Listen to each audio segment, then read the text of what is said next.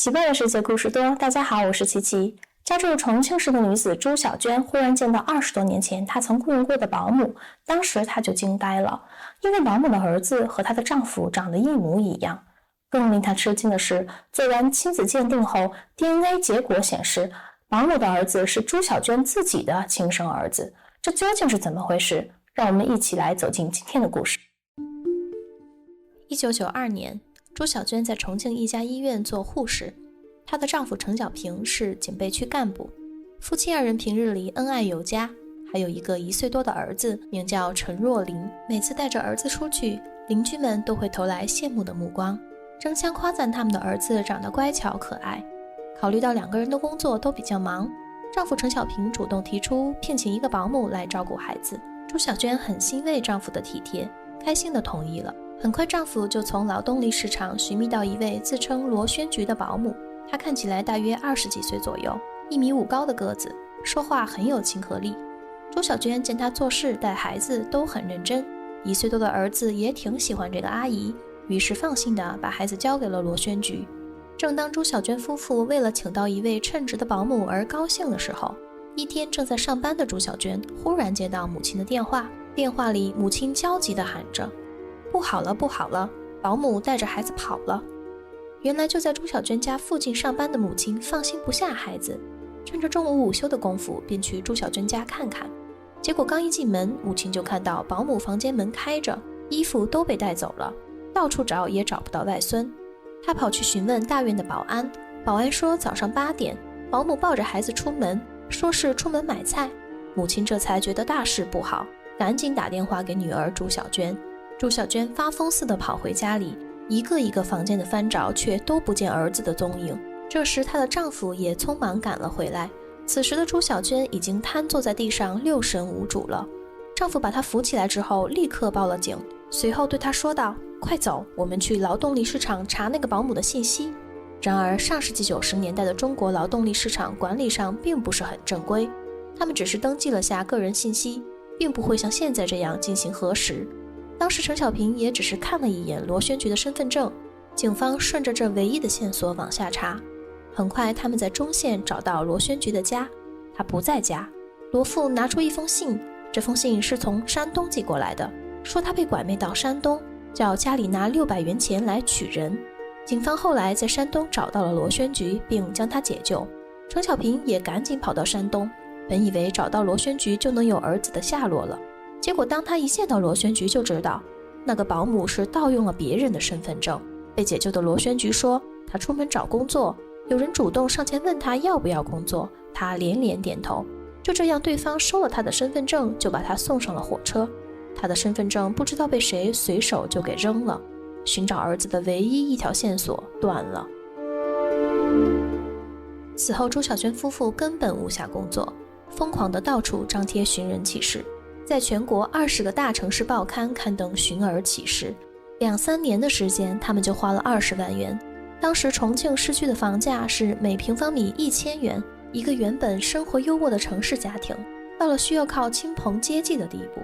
比经济损失更大的是精神压力。朱小娟几年没有睡过好觉，神经严重衰弱，听到小孩哭就会在心里一遍遍地想，盼盼被带到哪儿去了，会不会吃苦，有没有人欺负他。想到盗走孩子的女人是如此处心积虑，夫妇2人就陷入深深的绝望。在亲朋好友的苦苦劝说下，觉得找回孩子的希望渺茫，他们又生了一个小儿子。谁也没想到1995年年底，也就是在他们大儿子丢失的第3年，河南兰考县的警方成功解救了10余名从四川被拐卖来的孩子。朱小娟夫妇得到消息后，心中燃起了一丝希望，万一里面有自己的大儿子呢？于是他们立刻赶到了河南，见到了那10几个孩子，其中有一个名叫盼盼的小男孩，立刻就引起了朱小娟丈夫的注意。他觉得盼盼和他们失踪的大儿子长得很像，只是作为母亲的朱小娟并不这么认为。为了弄清楚盼盼究竟是不是他们丢失的大儿子，夫妇2人希望做一个 DNA 亲子鉴定。1995年的时候， DNA 技术在中国还不普及，能够进行亲子鉴定的机构大多只属于司法机关。于是在民警的帮助下，由河南兰考县公安局委托，夫妇2人自费交了1500元鉴定费，在河南省高级人民法院法医鉴定部采集了血样，和盼盼进行了 DNA 信息比对。经过20多天的焦急等待，朱小娟的丈夫终于接到一个令他激动到从床上跳起来的电话。鉴定结果出来了，河南省高院出具的鉴定结果书上认定，被拐的盼盼与朱小娟夫妇具有生物亲子关系。听到这个消息的朱小娟又惊又喜，不过另一方面她也觉得难以置信。她对丈夫说，是真的吗？我们找了那么久都没有找到的大儿子，这么巧就是这个被解救的盼盼吗？此时依然激动的丈夫马上答道，完全有这种可能性啊！再说亲子鉴定结果都出来了，这是科学呀，还能有错？后来朱小娟了解到， DNA 亲子鉴定技术肯定亲子关系的准确率可以达到 99.99%， 这样她就像吃了一颗定心丸一样，相信了这个奇迹。这样的奇迹在当年也引来了不少媒体的争相报道，大家都为孩子的失而复得而庆幸。而在把盼盼领回家后，夫妇二人就给他改名为程俊奇，希望新的名字可以让孩子忘掉从前被偷被拐的不幸。他们心怀着对孩子的愧疚与疼爱，此后几乎把全部的时间和精力都投在了大儿子身上。朱小娟让父母帮忙带小儿子，她自己亲自带着程俊奇去学跆拳道、学画画、学萨克斯和圆号。36岁时，她考取了出国医务人员，但程俊奇被拐的这些年缺少教育，为了不让孩子走上歪路，她放弃了出国深造的机会。后来朱小娟和丈夫因为种种原因结束了他们的婚姻，朱小娟争取了2个孩子的抚养权。虽然成为了单亲妈妈，但在她的悉心培养下，2个孩子都很乖巧懂事，母子3人生活的也很幸福快乐。20几年过去了，朱小娟终于苦尽甘来，孩子们都长大成人，也都找到了不错的工作。2018年年初，朱小娟突然接到一个记者的电话，记者开口便询问她20几年前是不是丢过孩子。朱小娟回答是的，不过孩子走丢后的第3年就已经找回来了，现在已经很大了，参加工作了。朱小娟一边回答着记者，心里一边惊讶到为什么过去了这么多年还会有记者来联系自己。于是她追问道，你们现在联系我是有什么事吗？而记者接下来的话将彻底打破朱小娟平静的生活。只听记者说，我们接到一个妇女的求助，说她20年前在别人家做保姆的时候偷了一个小孩，现在她很后悔，想要赎罪。她找到了我们媒体，希望帮那个孩子找到亲生父母。根据这个保姆的描述，我们认为这个孩子很有可能就是你的儿子。朱小娟听闻，先是一愣，然后连连摆头道，不可能不可能，我们当时是做了亲子鉴定的。